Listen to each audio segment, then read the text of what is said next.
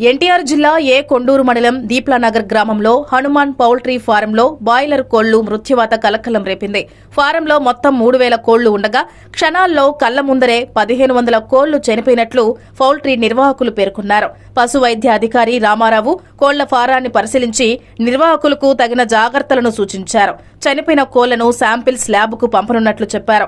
ఇప్పటికే తిరువూరు నియోజకవర్గం పరిధిలోని గంపలగూడెం మండలం అనుములంక గ్రామంలో 15,000 బాయిలర్ కోళ్లు చనిపోవడం జరిగింది. దీంతో పౌల్ట్రీ నిర్వాహకులు తీవ్ర ఆందోళన చెందుతున్నారు.